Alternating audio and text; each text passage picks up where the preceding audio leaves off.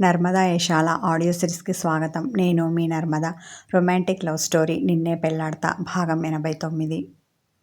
ఆమెను కౌగిలిలో ఉంచుకొని గదిలోపలికి నడిచాడు శిఖర్. ఎక్కడికి వెళ్దాం? ఆమె వెన్ను నిమురుతూ అడిగాడు. అతడు అడిగిన దానికి సంయుక్త సమాధానం చెప్పలేదు. కానీ కోపం పోయిందా అంది. తడితడిగా ఉన్న కళ్ళతోనే అతన్ని చూసింది.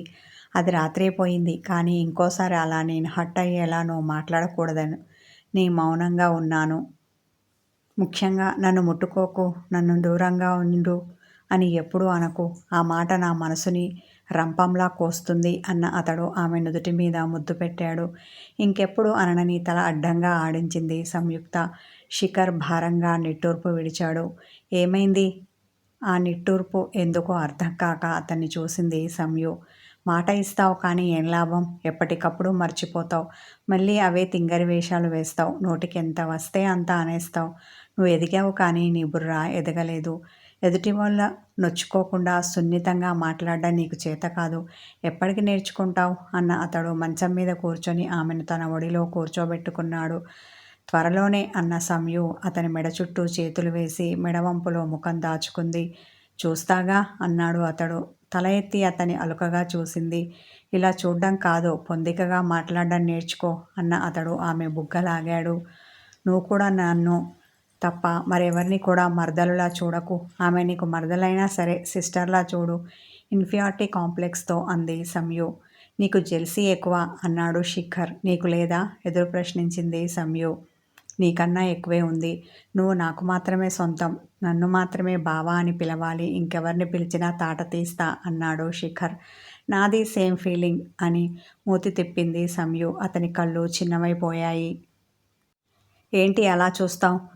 నువ్వు అంటే కరెక్ట్, నేనంటే రాంగా? అలా ఏమీ కుదరదు. ఎంతైనా నేను నీ మరదల్ని. నీకెంత యాటిట్యూడ్ ఉందో నాకు అంతే ఉంది.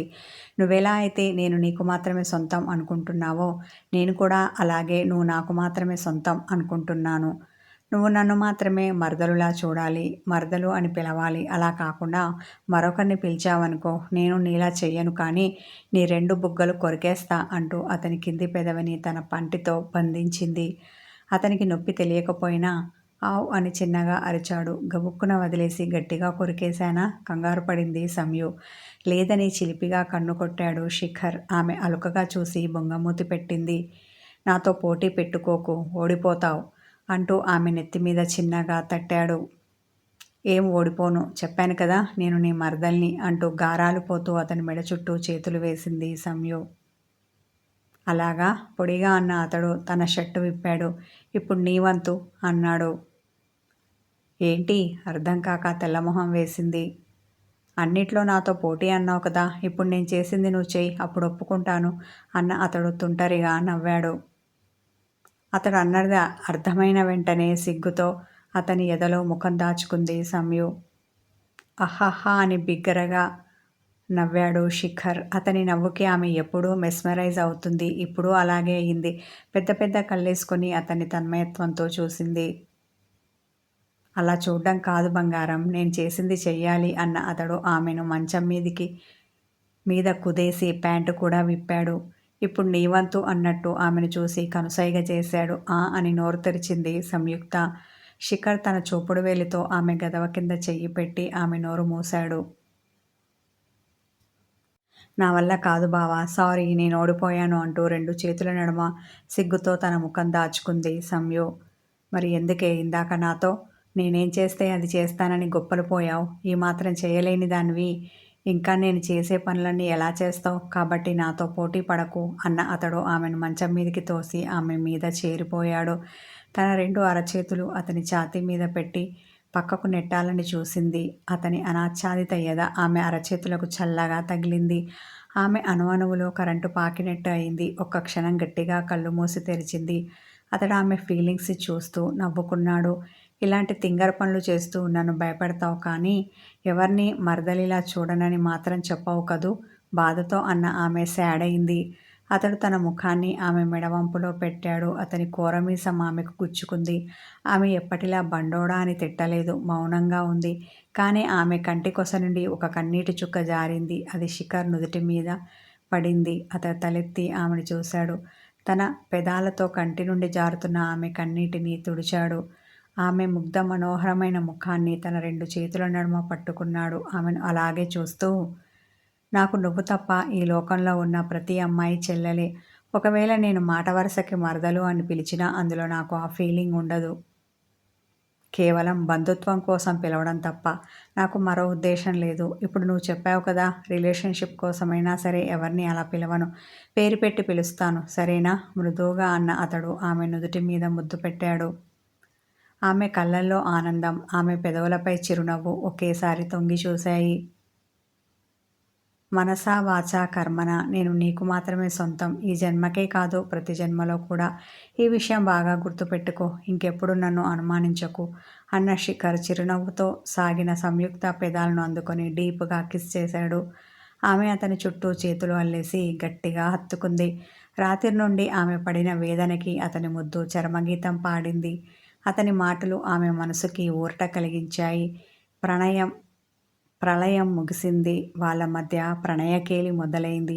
శిఖర్ మునివేళ్ళు సున్నితంగా, శుతిమెత్తగా సంయుక్త తనువుని తడుముతుంటే తన్మయత్వంతో మెలికలు తిరిగింది. పెళ్ళై నెల దాటినా ఇంకా అతని స్పర్శ ఆమెకు కొత్తగా, మత్తుగానే ఉంది. అతని ప్రేమను ఇంకా ఇంకా పొందాలని మనసు తహతహలాడుతోంది. శిఖర్కి అంతే. ఆమె ప్రతి పొందు అతనికి కొత్తగానే ఉంది. ఆమె అందం ఎంత జుర్రుకున్నా అతనికి తనివి తీరడం లేదు. తన చర్య కొనసాగిస్తూనే, ఎందుకే నా కోసం ఇంత అందంగా పుట్టావు? హస్కీ వాయిస్తో ఆమె చెవిలో గుసగుసలాడాడు శిఖర్. మత్తుగా నవ్విన సంయు బిడియంతో మరింత ముడుచుకుపోయింది. ఆమె సమ్మోహనపు నవ్వు అతని మగసిరిని మరింత రెచ్చగొట్టింది. ఆత్రంగా ఆమెలో ఒదగాలన్న కోరిక ఎక్కువైంది. ఆత్రం, ఆరాటం అతనిని నిలవనీయలేదు. ఆమె దేహంపై అతని కదలికలు మరింత ఎక్కువయ్యాయి. వారిద్దరి ఉచ్ఛ్వాస నిశ్వాసాలతో ఆ గది వేడెక్కింది. ఓపలేని తాపంతో ఆమెలో నుండి వేడి నిట్టూర్పులు వెలువడుతుంటే ఇష్టంగా ఆమెలో ఒదిగాడు శిఖర్. ప్రేమలో దీన్ని మించిన పరాకాష్ఠ మరొకటి ఉండదేమో. ఆ ఉన్నత శిఖరాన్ని చేరుకుంటే కానీ వాళ్ళ తనువుల తపన తీరలేదు. చివరికి అతడు ఈ శృంగార సమరంలో అలసిన వీరుడయ్యాడు. ఆమె అతని దేవేరి అయి అతనిపై ఒదిగింది. అరగంట విశ్రాంతి తర్వాత ఆకలిగా లేదా అన్నాడు శిఖర్. బోలెడంత ఉంది అలుకగా అంది సంయుక్త. మరి అడగలేదేం? చిరునవ్వుతో ఆమెను చూశాడు. ఎక్కడా? నువ్వు నాకు అవకాశం ఇస్తేనా? పెదవి విరుపుతో అన్న ఆమె చిరుకోపం చూపించింది. సరే ఇప్పుడు ఇస్తున్నాను. వెళ్ళు, త్వరగా ఫ్రెష్ అయ్యిరా, ఈలోపే ఫుడ్ తెప్పిస్తాను అన్నాడు శిఖర్. తల ఆడించి ఆమె వెళ్తుంటే కూడా ఆమె వెనకాల వాష్రూమ్కి వచ్చాడు శిఖర్. నువ్వెక్కడికి? డోర్ వేస్తున్న అతన్ని అడిగింది. నువ్వు అలసిపోయావు కదా, స్నానం చేయడానికి ఇబ్బంది పడతావేమోనని నీకు చేయిద్దామని చిలిపిగా అన్నాడు. ఇక్కడ కూడా నన్ను వదలవా అంటూ అతని గుర్రుగా చూసింది సంయు. నథింగ్ డూయింగ్ అన్న అతడు. నిన్ను కట్టుకున్నది ఎందుకు? వదలడానికా? కాదు కదా అంటూ షవర్ ఆన్ చేశాడు. గోరువెచ్చని నీళ్లు షవర్లో నుండి జారుతుంటే ఆమెను దాని కింద నిల్చోబెట్టి ఆమె దేహానికి సోపు రుద్దడం మొదలుపెట్టాడు. అతని మునివేలు సంయు తనువుని తాకిన ప్రతిసారి ఆమె ఒళ్ళు జల్లుమంది. ఇంతకుముందు ఎప్పుడూ తెలియని కొత్త అనుభూతి అది. నేను చేస్తాను, నువ్వెళ్ళు ప్లీజ్ సిగ్గుతో అతన్ని కరుచుకుపోయింది. 2 నగ్నదేహాలు ఒకటిగా మారాయి.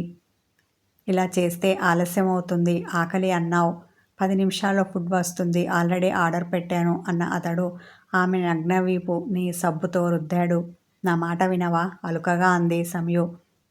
వినను. నువ్వే నా మాట విను అన్న అతడు ఆమెకు స్నానం పోసే పనిలో ఉన్నాడు. అతని చేతులు చకచక ఆమె తనువుని రుద్దేశాయి. నువ్వు మొండివాడి బావా అంది సంయు. తెలుసు కదా, మరి ఎందుకే అడ్డుకోవాలని చూస్తావు? అంతగా నీ చేతులు ఖాళీగా ఉన్నాయి అనుకుంటే నా ఒళ్ళు రుద్దొచ్చు. నేను వద్దన్నానా అన్న అతడు ఆమె చేతిలో సబ్బు పెట్టి తన ఒంటిని ఆమె ముందు ఉంచాడు. అతన్ని అలా చూడలేక సిగ్గుతో పూర్తిగా తలను కిందికి వంచేసింది సంయు. ఇంకా సిగ్గేనా? హస్కీగా అన్నాడు శిఖర్. అవునని తల నిలువునా ఆడించింది సంయు. అయినా సరే నువ్వు నాకు స్నానం పోయాల్సిందే. ఆమెను కదలనివ్వకుండా బెట్టు చేశాడు. లజ్జాభారంతో మూసుకున్న కనురెప్పలు తెరవలేకపోయింది సంయుక్త. కళ్ళు మూసుకొని అతని ఒళ్ళంతా సబ్బు పట్టించింది. కదలకుండా నిలబడిన అతడు ఆమెను చూస్తూ ఉన్నాడు.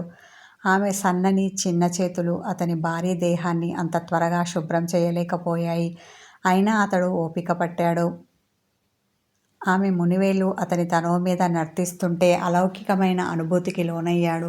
అతని మనసులో సీతాకోకచిలుకలు ఎగిరాయి. ఇక ఆగలేకపోయాడు శిఖర్. ఆత్రంగా ఆమెను అల్లుకుపోయాడు. పైనుండి నీళ్లు పడుతూ ఉంటే దాని కింద ఇద్దరు తడుస్తూ సరిగంగా స్నానాలు చేశారు. ఇదో కొత్త అనుభూతి ఆ పడుచు జంటకి. ఇంతలో కాలింగ్ బెల్ మోగింది. ఒక్కసారిగా ఉలికారు ఇద్దరు. పాముల్లా పెనవేసుకున్న వాళ్ళ దేహాలు విడిపడ్డాయి. ఎవరు? శిఖర్ను చూసి అడిగింది సంయుక్త.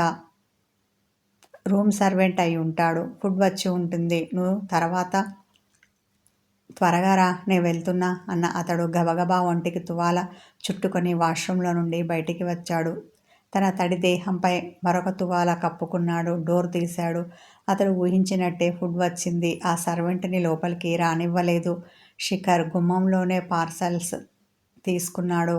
తర్వాత డ్రెస్అప్ అయ్యాడు. ఈలోపు సంయుక్త కూడా వచ్చి డ్రెస్ చేసుకుంది. బిర్యానీ వాసన ముక్కును తాకగానే ఆకలి మరింత ఎక్కువైంది సంయుకి. ప్లేట్లో శిఖర్ పెట్టిన మరుక్షణం తినడం మొదలుపెట్టింది. మెల్లిగా. ఫుడ్ ఎక్కడికి పారిపోదు అన్న అతడు ఆమె తినడం చూసి నవ్వాడు. కానీ కడుపులో ఆకలి ఆగదు కదా, నోట్లో ముద్ద ఉంచుకొనే మాట్లాడింది సంయుక్త. సరే సరే, నిదానంగా తిను అన్న అతడు ఆమెకు తాగడానికి మంచినీళ్ళిచ్చాడు. బామ్మ కోసం ఏదైనా కొంటానన్నావు కదా, షాపింగ్ వెళ్దామా తింటూనే అడిగాడు శిఖర్. తల ఆడించింది సంయుక్త. తిన్న వెంటనే షాపింగ్కి బయలుదేరారు వాళ్ళు. అక్కడ ఎక్కువ టైం వేస్ట్ చెయ్యలేదు. తమకు కావలసింది కొనుక్కొని వచ్చేశారు. చూస్తూ ఉండగానే సాయంకాలం అయింది. ఫ్లైట్ మిస్ చేసుకోకూడదు అన్న ఉద్దేశంతో శిఖర్ కాటేజీ ఖాళీ చేసి సంయుతో ఎయిర్పోర్ట్కి బయలుదేరాడు. బావా, ఈ వారం రోజులు త్వరగా అయిపోయినట్టు అనిపిస్తున్నాయి కదూ అన్న ఆమె అతని భుజానికి తల ఆనించింది. నేను అనుక్షణం నీ పక్కనే ఉన్నాను కదూ, అందుకే నీకు అలా అనిపించి ఉంటుంది అన్న శిఖర్ ఆమె భుజాల చుట్టూ చేతులు వేసి పొదిమి పట్టుకున్నాడు. నువ్వెప్పుడు ఇలాగే నాతో ఉంటే బాగుంటుంది కదా, గోముగా అన్న ఆమె తల ఎత్తి అతన్ని చూసింది. నేనంటే నీకెంత ప్రేమ ఉన్నా కానీ అనుక్షణం నిన్నే అంటిపెట్టుకొని ఉండాలంటే కష్టం కదా, ఆఫీస్ అది చూడాలి కదా అన్న శిఖర్ ఆమె చేతివేళ్లలో తన చేతివేళ్లు కలిపాడు. డ్రైవర్ ఉండడంతో ఆమె చేతి మీద ముద్దు పెట్టాలి అన్న కోరికను బలవంతంగా అణుచుకున్నాడు శిఖర్. అబ్బో, పెద్ద ఆఫీసు నీకే ఉన్నట్టు మూతి తిప్పింది సంయుక్త. అవును, నాకే ఉంది. నీకు మీ డాడీకి లేదు కదా, ఉంటే బాధ్యత తెలిసేది అతడు పొగరు చూపించాడు. సంయుకి కోపం వచ్చింది. నువ్వు నేను వేరునా, నీ కంపెనీ నాది కాదా అన్న ఆమె అతనికి దూరంగా జరిగింది. ఈ రొమాంటిక్ కథ కొనసాగుతుంది. హాయ్ వ్యూవర్స్, నా స్టోరీ వీడియోస్ని ముందుగా